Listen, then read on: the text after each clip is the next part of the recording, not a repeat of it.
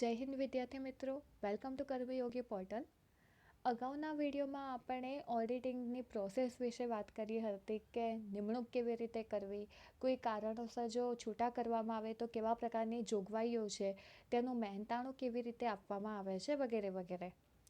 આજે આપણે વાત જે કરવા જઈ રહ્યા છે એ આપણે વાત કરવાના છીએ કે ઓડિટના જે કાર્ય હોય છે એ કાર્યની અંદર જે આયોજન કરવામાં આવે છે તેનો અર્થ શું છે. તો સૌથી પહેલાં તો આપણે બેઝિક ઇન્ફોર્મેશન વિશે વાત કરીએ કે ધંધાની અંદર કોઈ પણ કાર્ય જે છે એને જો આપણે સફળતાપૂર્વક પસાર કરવું હોય કે આપણે જે ધાર્યું છે એ પ્રમાણે આપણું કાર્ય બહાર પડે તો એના માટે જે કાર્ય છે એનું એક આયોજન કરવું પડે છે.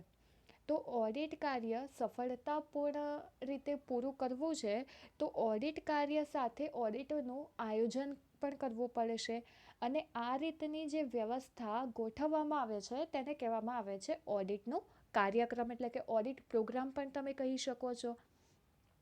તો સૌથી પહેલાં તો એના ફેક્ટર્સ વિશે વાત કરીએ કે એની અંદર કઈ કઈ બાબતોનો સમાવેશ થાય છે. તો આંતરિક ઓડિટ છે, આંતરિક અંકુશ છે, ત્યાર પછી આંતરિક નિયંત્રણો હોય છે. તો આવી જે અમુક બાબતો છે એની અંદર ઇન્ક્લુડિંગ હોય છે. તો સૌથી પહેલાં તો આજે આપણે વાત કરવાના છીએ આંતરિક ઓડિટ વિશે. આંતરિક ઓડિટ એટલે શું, ત્યાર પછી આંતરિક અંકુશ વિશે આપણે માહિતી મેળવીશું અને ત્યાર પછી આપણે વાઉચિંગ, એની ચકાસણી અને મૂલ્યાંકન.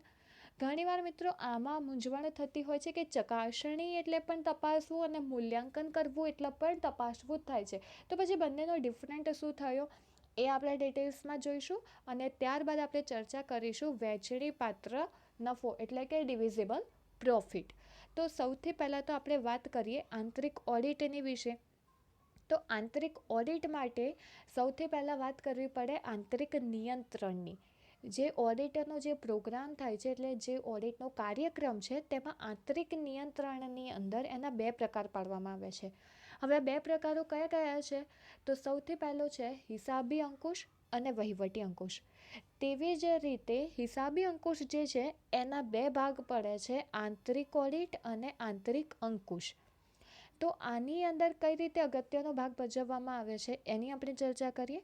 તો સૌથી પહેલાં તો આંતરિક ઓડિટ વિશે વાત કરીશું કે નાણાકીય વ્યવહારોની નોંધ અંગે યોગ્ય અંકુશ રાખવામાં ન આવે તો ભૂલો અને ગોટાળાનું પ્રમાણ વધે છે. પરિણામે સંચાલકો દ્વારા પગારદાર કર્મચારી નિમીને તેના દ્વારા હિસાબોનું નિયમિત ઓડિટ કરાવવાની વ્યવસ્થા કરવામાં આવે છે, જેને કહેવામાં આવે છે આંતરિક ઓડિટ. એટલે કે શું, કંપનીની અંદર જે પણ નાણાકીય વ્યવહારો હોય છે, જે કોઈ પણ ટ્રાન્ઝેક્શનનો જે રેકોર્ડ્સ બનાવવામાં આવે છે એની અંદર જે ભૂલો થાય છે, જે ગોટાળા થાય છે એ પછી જાણી જોઈને કરવામાં આવે કે અજાણતા જે કોઈ પણ ભૂલો થતી હોય છે એને રોકવા માટે કંપનીનું ઓડિટ કરવામાં આવે છે. હવે આપણે કંપનીના ઓડિટ વિશે તો વાત કરી ચૂક્યા હતા કે કંપનીના ટ્રાન્ઝેક્શનનું ઓડિટ કરે એને કહેવાય છે કંપની ઓડિટ. પણ અહીંયા આંતરિક ઓડિટ એટલે શું? તો આ જે નાણાકીય વ્યવહારો જે છે એ ટ્રાન્ઝેક્શનની તપાસ જે કંપનીનો કર્મચારી જ હોય છે એમના દ્વારા કરવામાં આવે તેને કહેવામાં આવે છે આંતરિક ઓડિટ. જ્યારે હિસાબોનું ઓડિટ ધંધામાં નિમાયેલા પગારદાર કર્મચારી દ્વારા કરવામાં આવે છે, જેને કહેવામાં આવે છે આંતરિક ઓડિટ. એટલે કે કંપનીનો જ કોઈ વ્યક્તિ છે જેને પગાર આપીને આપણી જ કંપનીનું આપણે ઓડિટ કરાવીએ, જેને કહીશું આંતરિક ઓડિટ. આંતરિક ઓડિટ એટલે કંપનીનો માણસ જ આપણા જે ટ્રાન્ઝેક્શન હોય છે કંપનીના એ ચેક કરશે.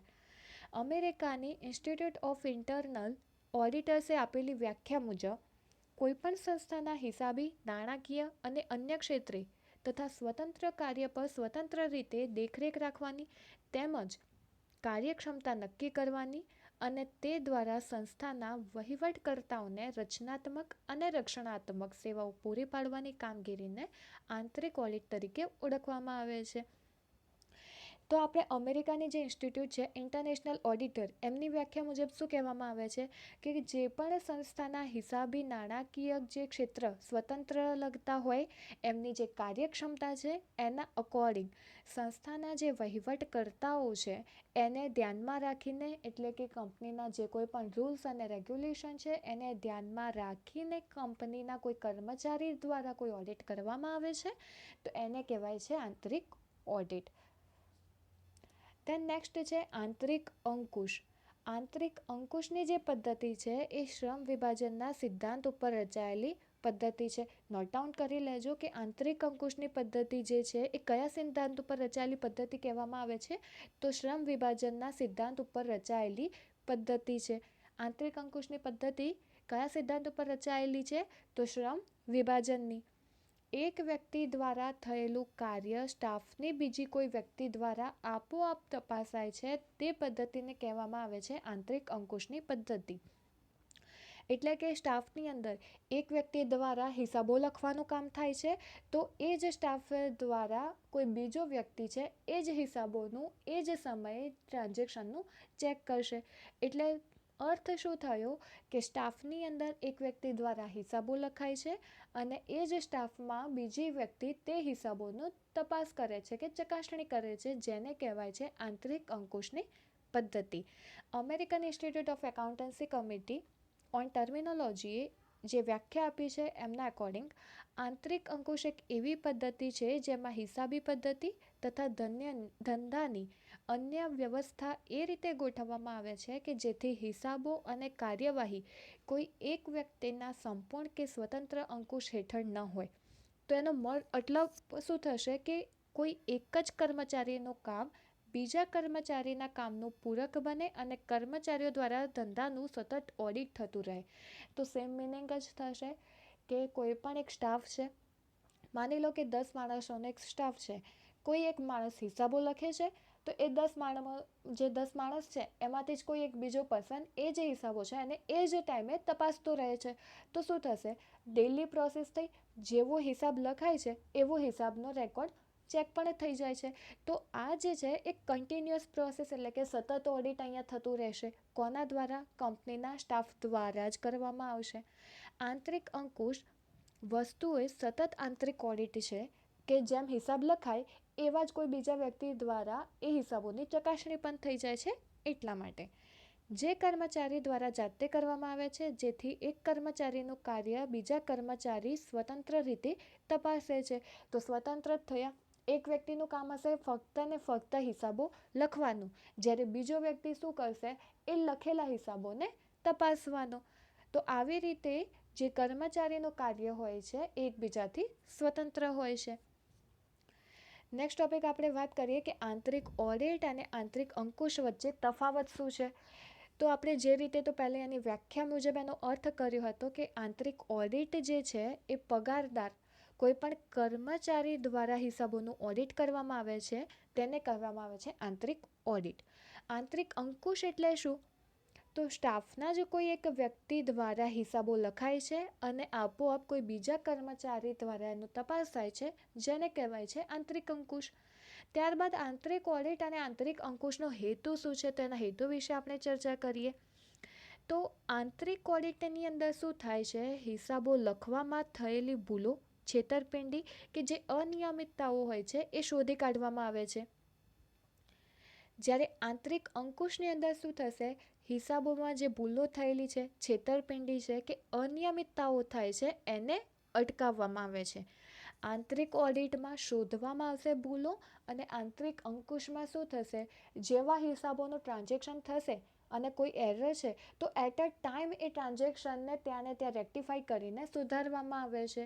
એટલે આંતરિક અંકુશનો હેતુ શું થયો, જે ભૂલો થાય છે એને અટકાવવું અને આંતરિક ઓડિટમાં જે ભૂલો થાય છે એને શોધવી. ત્યારબાદ આંતરિક ઓડિટના ક્રમ વિશે વાત કરીએ તો હિસાબો લખવાનું કામ હોય છે આંતરિક ઓડિટની અંદર, અને હિસાબો લખાઈ ગયા પછી જે તપાસવાનું કાર્ય હોય છે એ આંતરિક અંકુશમાં થાય છે. ત્યાર પછી આંતરિક ઓડિટની પદ્ધતિ સ્વયં એક કાર્ય પદ્ધતિ છે, જ્યારે આંતરિક અંકુશ છે એ સંચાલકો માટેની પદ્ધતિ છે. આંતરિક ઓડિટ પોતાની રીતે જ કાર્ય કરવામાં આવે છે, જ્યારે આંતરિક અંકુશ કોણ કરશે, સંચાલકો દ્વારા કરવામાં આવે છે. ત્યાર પછી આંતરિક ઓડિટની અંદર શું થશે કે કર્મચારીઓની નિમણૂક કરવી પડશે. કેમ કે આપણે જે કોઈ પણ ઓડિટ કરીશું તે એ ઓડિટના ટ્રાન્ઝેક્શન એટલા બધા હશે કે જો મોટા પાયે ધંધો ચાલતો હોય તો એના ટ્રાન્ઝેક્શન પર વધારે હશે. તો ટ્રાન્ઝેક્શનની ચકાસણી કરવા માટે કર્મચારીઓની પણ જરૂર પડશે, એટલા માટે વધારાના કર્મચારીઓની પણ નિમણૂક કરવી પડે છે. જ્યારે આંતરિક અંકુશની અંદર કોઈ વધારાના કર્મચારીની નિમણૂક કરવી પડતી નથી.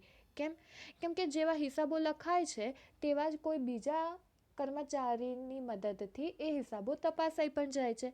એટલે કે આંતરિક અંકુશની અંદર વધારાના કર્મચારીઓની કોઈ પણ જાતની જરૂર નથી હોતી. આંતરિક ઓડિટની અંદર જે હિસાબો લખવામાં આવ્યા છે એ ઓડિટર દ્વારા તપાસ કરવામાં આવે છે. જ્યારે આંતરિક અંકુશની અંદર શું થશે, જે કોઈ પણ ટ્રાન્ઝેક્શન લખવામાં આવે છે એ કોઈ કંપનીના સ્ટાફના કર્મચારી જ ઓટોમેટિક ચેક કરી લેતા હોય છે. આંતરિક ઓડિટ જે છે એ હિસાબોની તપાસની વ્યવસ્થા છે, જ્યારે આંતરિક અંકુશ છે એ કર્મચારીના કાર્યોની વ્યવસ્થા છે. કેમ? તો આંતરિક ઓડિટની અંદર જે હિસાબો લખવામાં આવે છે એ હિસાબો ઓડિટર દ્વારા તપાસાય છે, એટલે એ હિસાબોની વ્યવસ્થા કહેવાય કે એને ચેક કરવું પડે. જ્યારે આંતરિક અંકુશની વાત કરવામાં આવે તો એ કોઈ કર્મચારી લખે છે અને કોઈ બીજા જ કર્મચારી દ્વારા તપાસાય છે, એટલે એ કર્મચારીનું કાર્ય થયું, એટલા માટે તેને કહેવાય છે કે એ કર્મચારીની કાર્ય વ્યવસ્થા છે. તો આ ડિફરન્ટ થયું આંતરિક ઓડિટ અને આંતરિક અંકુશ વિશે. હવે નેક્સ્ટ આપણે વાત કરીએ કે વાઉચિંગ. વાઉચિંગ એટલે શું? પહેલાં તો એમ થાય કે આપણે ડેલી રૂટીનમાં ઘણીવાર બોલતા હશે કે વાઉચર જોઈશે, કે વાઉચર બતાવો, કે વાઉચિંગ કરીને આવ્યા. તો પહેલાં તો એ સમજીએ કે વાઉચિંગનો જે અર્થ છે એનો અર્થ શું થાય છે. હિસાબી ચોપડામાં જે વ્યવહારોની નોંધ થઈ હોય તે યોગ્ય છે કે નહીં, તે વ્યવહારો સાચા છે, કેવી રીતે નોંધાયા છે, કેવી રીતે એ વ્યવહારનું અર્થઘટન કરવામાં આવ્યું છે, અધિકૃત છે કે નહીં, આ બાબતો ઓડિટરને ખાતરી કરવી પડે છે. તો ઓડિટર કેવી રીતે ખાતરી કરશે? જે ઓડિટરે ચોપડે નોંધેલા વ્યવહારો હશે એને પુરાવારૂપ વાઉચર સાથે સરખાવીને એની એક ખાતરી કરે છે. માની લો કે કોઈ ધંધાની અંદર કોઈ મશીન લાવ્યા, તો હવે મશીનરી સાથે એ મશીનરીનું બિલ પણ હશે. તો એ બિલ જે છે એ એઝ અ રેકોર્ડ, એટલે કે જેને આપણે વાઉચર પણ કહી શકીએ છીએ, કે જ્યારે આપણે કોઈ મશીનના ટ્રાન્ઝેક્શન ચેક કરીશું ત્યારે એવિડન્સ તરીકે આપણે એ વાઉચરનો યુઝ કરીશું કે આપણને જે મશીનની વેલ્યુ હતી એ કેટલી છે, કેટલામાં લાવ્યા હતા, ક્યારે લાવ્યા હતા. તો એ વાઉચર આપણે એઝ અ રેકોર્ડ યુઝ કરી શકીએ છીએ. તો આ પ્રક્રિયાને આપણે શું કહીએ છીએ? વાઉચિંગ. તો એટલા માટે જ વાઉચિંગ જે છે એ ઓડિટિંગનો પાયો છે, અને એટલા જ માટે વાઉચરને ઓડિટિંગનું હાર્દ કહેવામાં આવે છે. આ બંને MCQ એક્ઝામમાં પૂછાયેલા છે ઓલરેડી, કે વાઉચર એ ઓડિટિંગનું હાર્દ કહેવાય છે અને ઓડિટિંગનો પાયો એટલે વાઉચિંગ. હવે આપણે વાઉચરની વ્યાખ્યા જોઈએ તો વાઉચિંગ એક એવી પ્રક્રિયા છે જે દસ્તાવેજની મદદથી વાઉચિંગ થાય છે, તેને આપણે કહીએ છીએ વાઉચર. વાઉચર એ હિસાબી ચોપડાના વ્યવહારને સમર્થન આપતો દસ્તાવેજી પુરાવો છે. એટલે કે આપણે જે કોઈ પણ રેકોર્ડ કરીશું, કે જે કોઈ પણ આપણે ટ્રાન્ઝેક્શન કરી, કોઈ એન્ટ્રી કરી, તો એને લગતા એના જે બિલ્સ હશે એની આપણે રજૂઆત કરીએ છીએ. તો એ જે બિલ હશે એને કહેવામાં આવે છે વાઉચર. રોનાલ્ડ આઇરિશના મતે વાઉચરની આપણે જો વ્યાખ્યાની વાત કરીએ તો વાઉચર એ પહોંચ, ભરતીયું, માલ સામાન, માંગણી પત્રક પણ હોઈ શકે છે. ટૂંકમાં લેખિત વ્યવહારનું સમર્થન કરે એવો કોઈ પણ લેખિત પુરાવો હોય. એટલે કે જે પણ કોઈ નોંધ કરવામાં આવી છે એ નોંધને સાબિત કરતો કોઈ દસ્તાવેજ હોય તેને આપણે શું કહીશું? વાઉચર. ત્યાર પછી વાઉચિંગ એવી પ્રક્રિયા છે કે જે હિસાબી ચોપડાઓની નોંધોને દસ્તાવેજી પુરાવા સાથે અને વાઉચર સાથેની તપાસ કરવા માટે યુઝ થાય છે. તો વાઉચિંગ એટલે હિસાબના ચોપડામાં કરેલ નોંધોને તેના સમર્થનમાં દસ્તાવેજી પુરાવા સાથેની સરખામણી. જમશેદ આર પાટલીભોયના મતે હિસાબી ચોપડામાં નોંધવામાં આવેલ મૂળ નોંધોની સત્યતાની તપાસને વાઉચિંગ કહેવામાં આવે છે. અને જ્યારે VR કૂપરના મતે વાઉચિંગ જે શબ્દ છે એક વ્યાપક છે. ચોપડે નોંધાયેલા જે કોઈ પણ વ્યવહાર છે એ વ્યવહારની તપાસ માટે જે કોઈ પણ પુરાવાની જરૂર પડે છે, જે તપાસ કરવાની જરૂર પડે છે, તો એ કાર્યક્ષમ પદ્ધતિને શું કહેવામાં આવે છે? વાઉચિંગ. ત્યાર પછી આપણે નેક્સ્ટ વાત કરીશું. આ નાની નાની જે બેઝિક ટર્મ્સ છે એ ઓલરેડી MCQમાં કે કોઈ પણ રીતે પૂછાતી હોય છે, એટલે આ જે દરેક ટોપિક છે એ પણ એક્ઝામને લઈને અગત્યના જ હોય છે. હવે જો તમને કોઈ શબ્દનો અર્થ જ પૂરો ખ્યાલ નહીં હોય તો તમે એક્ઝામની અંદર એનો MCQ ગમે તેટલો આવી જાય તો પણ તમે અટેન્ડ કરી શકશો નહીં. જેમ કે આપણે કોઈ બીજા સિલેબસની વાત કરીએ, જેમ કે ગુજરાતી છે, તો ગુજરાતીની અંદર તમે શું કરશો, પર્ટિક્યુલર કોઈ ટૉપિક જ તૈયાર કરશો, જેમ કે સમાસ છે, કૃદંત છે, નિપાત છે. તો જ્યારે તમે કોન્સેપ્ટ જ તૈયાર કરી લીધું, જેમ કે નિપાત એક ભાગ છે વ્યાકરણનો, નિપાત વાંચી લીધો, બેઝિક એના જે રૂલ્સ છે એ વાંચી લીધા, ત્યાર પછી નિપાતની અંદરથી જે કોઈ પણ ક્વેશ્ચન આવે તમે આસાનીથી સોલ્વ કરી શકો છો.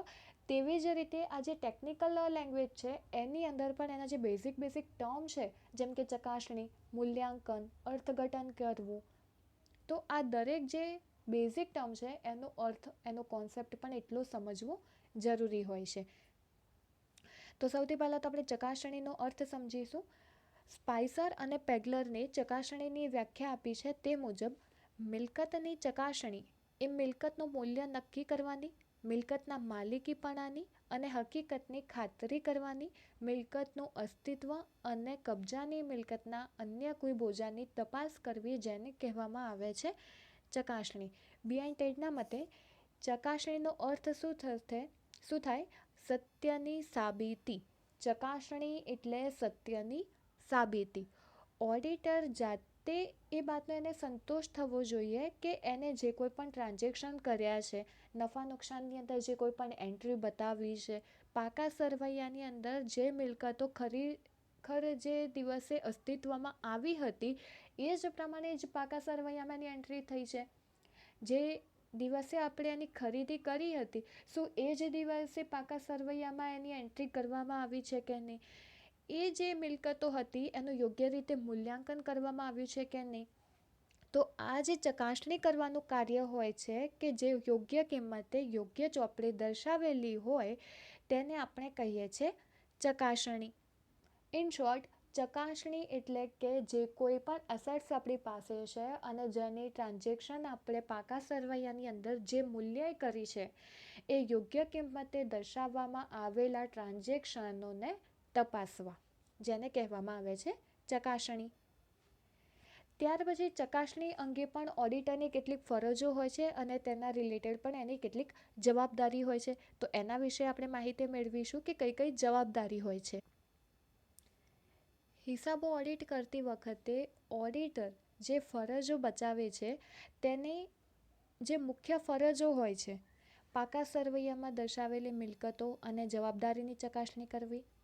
જો ઓડિટર મિલકતોનું વાસ્તવિક અસ્તિત્વ અને સાબિતીની તપાસમાં બેદરકારી બતાવે તો London oil storage Seear Hasluck and company 1904 ના કેસનો જે ચુકાદો આપવામાં આવ્યો હતો એ અકોર્ડિંગ એને રિસ્પોન્સિબલ માનવામાં આવે છે. આ કેસની અંદર ઓડિટરે હાથ પરની પેટા રોકડ નહીં ગણતા તેની ફરજનો ભંગ કર્યો હતો અને ન્યાયાધીશે એ કેસના ચુકાદામાં જણાવ્યું હતું કે પાકા સરવૈયામાં દર્શાવેલ બધી મિલકતોના અસ્તિત્વની ચકાસણી કરવાની ઓડિટરની ફરજ છે. તો આપણે પાકા સરવૈયાની અંદર જે કોઈ પણ મિલકતને લગતા જે પણ હિસાબોની નોંધ કરીશું એની ચકાસણી કરવી, એની તપાસ કરવાની જવાબદારી કોની હોય છે? ફક્ત ને ફક્ત ઓડિટરની ફરજ બનશે. જો તે ફરજ બજાવવાનું ચૂકે તો તેના અસીલને ભોગવવું પડતું નુકસાન ભરપાઈ કરવા માટે જવાબદાર કોણ ગણાશે? ઓડિટર. તો ચકાસણીના રિલેટેડ જે નિયમ રજૂ કરવામાં આવ્યો હતો એ શું છે કે પાકા સરવૈયાની અંદર જે કોઈ પણ ટ્રાન્ઝેક્શન થયા છે એની ચકાસણી કરવાની જે ફરજ છે એ ઓડિટરની રહેશે અને ઓડિટર દ્વારા કંઈ પણ ભૂલ થાય છે કે કોઈ પણ ખોટી રીતના ટ્રાન્ઝેક્શન અંદર રેકોર્ડ થયા છે એવું પ્રૂફ થાય છે તો જે કોઈ પણ નુકસાન થશે એ ભરપાઈ કરવા માટે જવાબદાર કોણ ગણાશે? ઓડિટર. ત્યાર પછી આપણે બીજી વાત કરીએ કે ચકાસણી અંગે જે ઓડિટરની ફરજો હોય છે, તો જ્યારે મિલકતની ચકાસણી કરતો હોય ઓડિટર ત્યારે એને કઈ કઈ બાબતો ધ્યાનમાં રાખવી પડે છે? તો ચકાસણી કરતી વખતે ઓડિટર કેવી બાબતોને ધ્યાનમાં રાખશે? તો સૌથી પહેલાં જેમ કે મિલકતોનું ખરેખર અસ્તિત્વ છે કે નહીં? કેવી રીતે? તો માની લો કે પાકા સરવૈયાની અંદર એન્ટ્રી કરવામાં આવી કે અહીંયા મિલકત અમે પરચેસ કરી હતી, તો અસલમાં શું એ મિલકત પરચેસ કરી છે? બીજી એન્ટ્રી કરી કે મશીનરી પરચેસ કર્યું હતું, તો શું ધંધાની અંદર એ મશીન છે ખરું કે નહીં? એનું અસ્તિત્વ છે કે નહીં? આવા ટ્રાન્ઝેક્શન ચેક થશે. પછી પાકા સરવૈયામાં જે ખાતા વહીઓને લગતી જે બાકી નોંધવામાં આવે છે એ ચેક કરશે. ત્યારબાદ મિલકતો જે છે એ મિલકતોનું મૂલ્યાંકન કરવામાં આવે છે. એ સાચું છે કે ખોટું તે જોવાનું કામ કોનું હશે? ઓડિટર. ઓડિટરોની ફરજની વાત કરીએ તો મિલકત જે છે એમાં માલિકીનો હક છે કે નહીં, કોઈ ગીરવે મૂકેલી છે કે નહીં, એ ધંધા માટે ખરીદવામાં આવી છે કે કોઈ બીજા રીઝન પરથી એને ખરીદવામાં આવી છે, એની જે ખર્ચ છે એટલે કે જે કોઈ પણ એક્સપેન્સ હશે એનો મૂડી ખર્ચ કે મહેસૂલી ખર્ચમાં ફાળવણી કરવામાં આવી છે કે નહીં. તો ઇન શોર્ટ, પાકા સરવૈયાની અંદર જે કોઈ પણ મિલકતોની એન્ટ્રી કરવામાં આવી હશે એ કંપની દ્વારાની જોગવાઈ પ્રમાણે કરવામાં આવી છે કે નહીં, એ પ્રમાણે દર્શાવેલી છે કે નહીં, આ બધી ચકાસણી કરવાની ફરજ અને જવાબદારી ફક્ત અને ફક્ત કોની રહેશે? ઓડિટરની. આઈ હોપ કે તમને ક્લિયર હશે આ કોન્સેપ્ટ. ત્યાર પછી આપણે વાત કરીએ વાઉચિંગ અને ચકાસણી. તો વાઉચિંગ એટલે શું?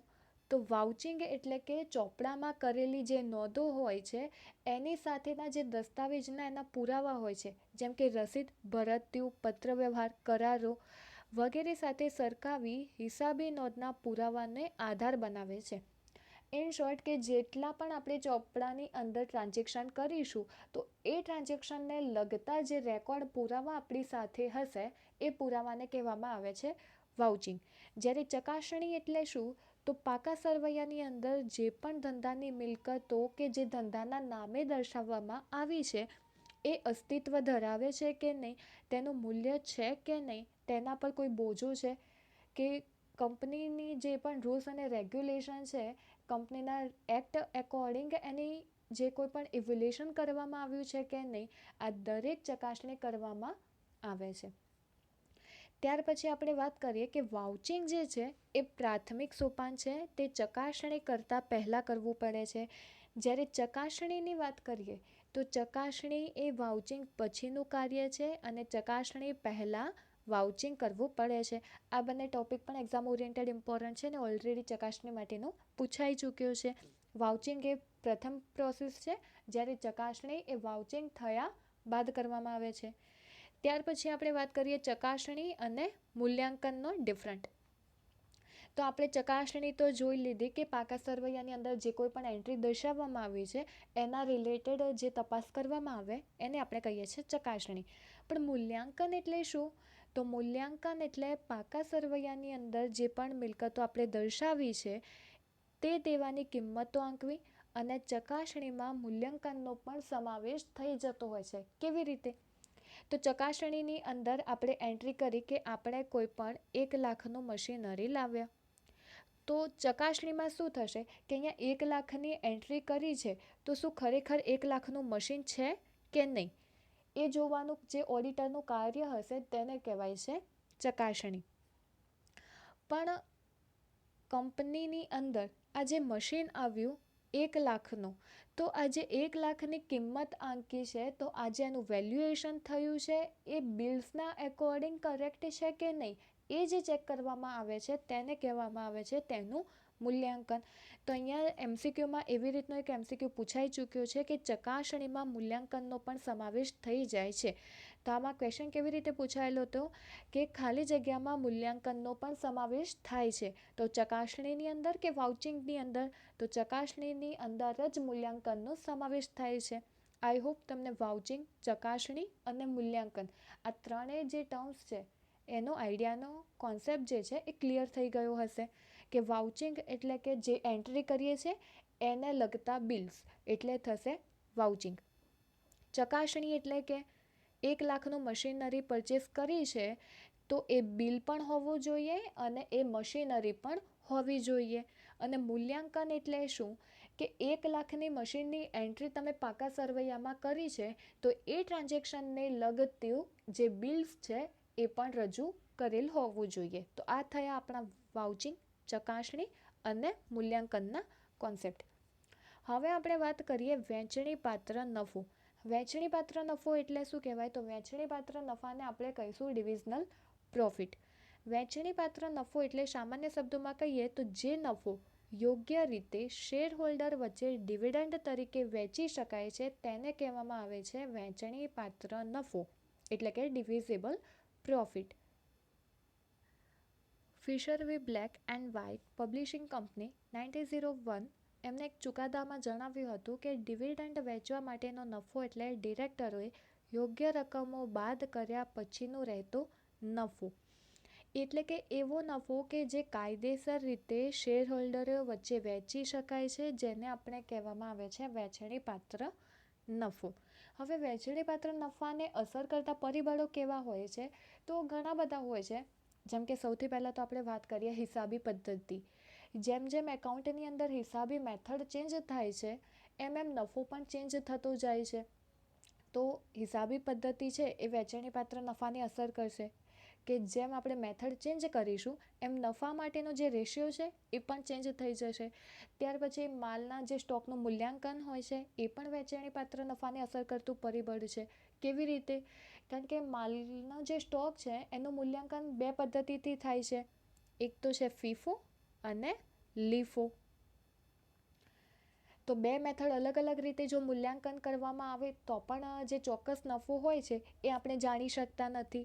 એટલે એક આ પરિબળ પણ વહેંચણી પાત્ર નફાને અસર કરશે. ત્યારબાદ મિલકતો જે છે એનું મૂલ્યાંકન કરવું. હવે કેટલીક વાર કેવું થતું હોય છે કે અમુક જે મિલકતો હોય છે એને ભંગાર ભાવે એટલે કે સ્ક્રેપ વેલ્યુ તરીકે પણ અમુક માઇનસ કરવામાં આવે છે. તો એ ડિડક્ટ થયા બાદ મિલકતની જે વેલ્યુ હોય છે એ ઘટી જતી હોય છે. તો એના લીધે પણ નફાને એ અસર કરતી હોય છે ઘણીવાર.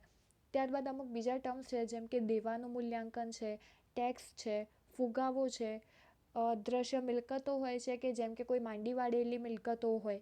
ત્યાર પછી કોઈ પણ ખર્ચ છે જેમ કે મૂડી ખર્ચ છે, મહેસૂલી ખર્ચ છે, એની ફાળવણી કરવામાં આવે છે, ખર્ચાઓની ચૂકવણી કરવામાં આવે છે. તો આવા જે બેઝિક ટર્મ છે એ દરેકથી આપણો જે નફાનો રેશિયો હોય છે એ ઘણીવાર બદલાઈ જતો હોય છે. તો આ દરેક ટર્મ્સ વહેંચણી પાત્ર નફાને અસર કરતા એવા પરિબળો છે. ત્યાર પછી આપણે વાત કરીએ કે વહેંચણી પત્ર નફા અંગે અમુક જે માર્ગદર્શકના સિદ્ધાંતો રજૂ કરવામાં આવ્યા છે તેના વિશે. તો ધંધાની જે આવક છે એમાંથી ખર્ચો બાદ કર્યા બાદ અને અનામત અને જોગવાઈ કર્યા પછી જે નફો વધે છે એ વહેંચણી પાત્ર નફો. તેમાંથી ડિવિડન્ડની વહેંચણી અંગેના સિદ્ધાંતો નીચે મુજબ છે. આનો અર્થ શું થાય કે જે આપણી ધંધાની આવક છે એમાંથી પહેલાં તો ખર્ચા બાદ કરો. ખર્ચા બાદ કર્યા પછી જે કોઈ પણ અનામત અને જોગવાઈનું કાર્ય કરવામાં આવે છે કે અમુક પર્સન્ટેજ હોય છે જે અનામતમાં રાખવામાં આવે છે અને બાકીના જે પર્સન્ટેજ હશે એની આગળ જોગવાઈ કરવામાં આવે છે. તો એ પછી જે નફો વધે છે ત્યારે એ નફાની વહેંચણી કરવામાં આવે છે. એટલે કે ત્યારે એ નફોને ડિવાઈડ કરશે. તેમાં સૌથી પહેલી ટર્મ એ છે કે નફામાંથી ઘસારો બાદ કર્યા પછી જે નફો મળે, એટલે કે નફામાંથી સૌથી પહેલાં ઘસારો બાદ કરવો, ત્યારબાદ જે નફો મળે છે તે ડિવિડન્ડ તરીકે વહેંચવામાં આવે છે. સેકન્ડ, પાછલા વર્ષની અગાઉના કોઈ પણ વર્ષનો નહીં વહેંચાયેલો નફો. એટલે તમને ગયા વર્ષે કોઈ જો ડિવિડન્ડ ના મળ્યું હોય, એટલે કે જે નફો છે મળવો જોઈએ એ ના મળ્યું હોય, તો આવતા વર્ષે તમને પાછલા વર્ષનું એટલે કે પ્રીવિયસ યર અને કરંટ યર એ બંનેનો વહેંચાયેલો નફો મળવાપાત્ર રહે છે. રાજ્ય સરકાર કે કેન્દ્ર સરકાર દ્વારા જે લઘુત્તમ ડિવિડન્ડની બાંહેધરી આપી હોય તે મુજબ સરકારે પૂરા પાડેલ નાણાંમાંથી પણ આપણે વહેંચણી પાત્ર નફો મેળવવા માટેના હકદાર ગણાઈએ છીએ. ત્યાર પછી વહેંચણી પાત્ર જે નફો છે એ નક્કી કરવા માટેના બે પાયાના સિદ્ધાંતો રજૂ કરવામાં આવ્યા છે. તો કયા સિદ્ધાંતો છે? તો સૌથી પહેલાં તો છે કે શેર હોલ્ડરની જે મૂડી હોય છે એ ડિવિડન્ડ વહેંચવામાં વાપરવી ન જોઈએ. ઇન શોર્ટ, શેર હોલ્ડરની મૂડીમાંથી ડિવિડન્ડ વહેંચણી કરવામાં આવતી નથી. આ અગત્યનો ટોપિક છે કે આપણે જે ડિવિડન્ડમાંથી વહેંચણી પાત્ર નફો ડિવાઈડ કરીશું એમાં શેર હોલ્ડરની મૂડીને ધ્યાનમાં રાખવામાં આવતી નથી. અને ડિવિડન્ડ જે છે એ શું છે? તો ફક્ત સાચા વધારો કે નફામાંથી જ આપી શકાય છે. ડિવિડન્ડ શેમાંથી આપી શકાશે? જે કોઈ પણ નફો થયો હશે કે કોઈ પણ વધારો થયો હશે મિલકતની અંદર, એમાંથી જ ડિવિડન્ડ આપવામાં આવે છે. બાકી શેર હોલ્ડરની જે મૂડી છે એમાંથી ડિવિડન્ડ વહેંચવામાં આવતો નથી.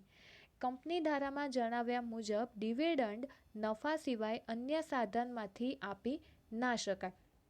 આ અગત્યનો પોઈન્ટ કહી શકાય મિત્રો, કે જે ડિવિડન્ડની વહેંચણી કરવામાં આવે છે એ ડિવિડન્ડ નફો છે એ ફક્ત ને ફક્ત નફા સિવાયમાં અન્ય કોઈ વધારો થયો હોય તો જ તેમાંથી આપી શકાય છે. બાકી જે રીતે કંપની ધારો છે એના મુજબ જો વાત કરીએ તો ડિવિડન્ડ નફા સિવાય અન્ય બીજી કોઈ પણ સાધનમાંથી આપી શકાય નહીં.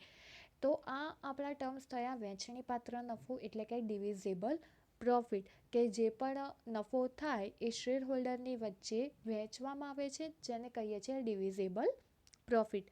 તો આ જે ડિવિડન્ડ હોય એ નફા સિવાયની કોઈ બીજી સાધન હોય આપણી પાસે તો એમાંથી આપી શકાય નહીં, અને શેર હોલ્ડરની જે મૂડી છે એમાંથી વહેંચણી કરી શકાય નહીં.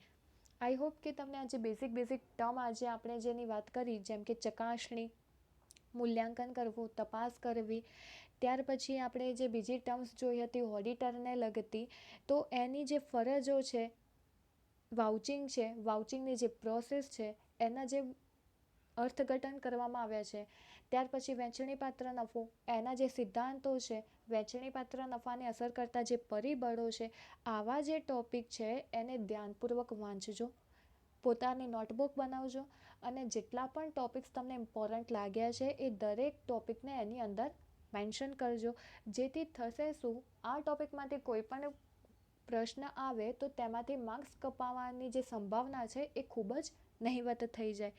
નેક્સ્ટ વિડીયોની અંદર આપણે વાત કરીશું ડિવિડન્ડ છે, ડિવિડન્ડના પ્રકારો વિશે આપણે ચર્ચા કરીશું. ત્યાર પછી કંપની ધારા મુજબ જે ડિવિડન્ડની વહેંચણીની જોગવાઈ છે તેના વિશે ચર્ચા કરીશું. અને જે કોઈ પણ અહેવાલો બહાર પાડવામાં આવે છે ઓડિટર દ્વારા, એટલે કે ઓડિટના જે રિપોર્ટ હોય છે, ક્વોલિફાઈડ રિપોર્ટ, અનક્વોલિફાઈડ રિપોર્ટ, તેના વિશે આગળના લેક્ચરમાં આપણે ચર્ચા કરીશું. Thank you.